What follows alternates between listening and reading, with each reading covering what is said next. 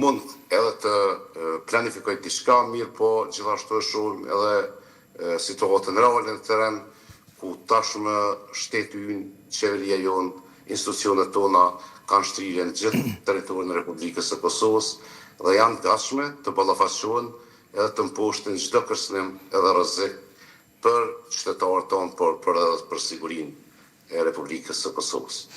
Udhëtim Maqedonci, krejt në fund dua t'ju pyes edhe për rezultatin zgjedhor. Lajmi i fundit është që para pak minutash KQZ-ja përditësoi të dhënat dhe shohim rezultatin që vetëvendosje ka arritur 51% të votave, gati 500.000 vota në këto zgjedhje. Ishte befasi për ju ky numër kaq i madh i votave dhe personalisht edhe për juve? Unë vlerësoj që qeveria e Republikës së Kosovës gjatë mandatit të kaluar ka bërë një punë të jashtëzakonshme në shumë drejtime, në shumë fusha, me theks të veçantë për shkak se i takoj edhe aspektit të mbrojtjes dhe sigurisë, në aspektin e sigurisë dhe mbrojtjes, por edhe në fusha të tjera, mund të themi në gjithë dikasterët qeveritar. Normalisht që e gjithë kjo ka qenë e vërejtshme prej gjithë qytetarëve të Republikës së Kosovës, edhe pse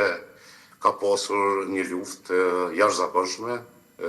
kundër këtyre arritjeve, mund të themi me qëllim minimizimin e këtyre arritjeve, dhe me 28 dhjetor foli populli,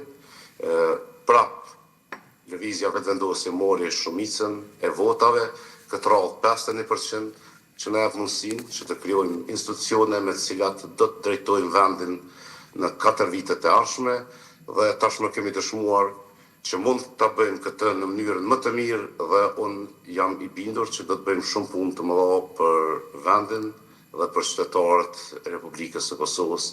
në mandatin e ardhshëm të qeverisë.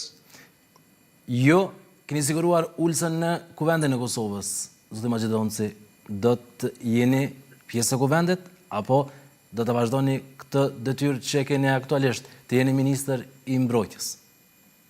Normalisht, sipas procedurave, ne do të betohem si deputeti Kuvendit të Republikës së Kosovës.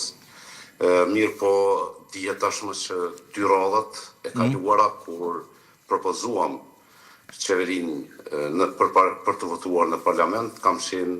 edhe i propozuar si ministër i mbrojtjes edhe në qeverinë e tentuar nga kryeministri Kurti për herë të parë, por edhe në qeverinë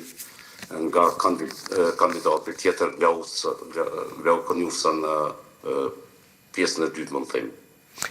Zoti Maqedonci, të falenderoj shumë për kohën dhe gatishmërinë si për herë për të inkuadruar në Infonata. Faleminderit për jush kushtem. E falenderoj edhe një herë tjetër.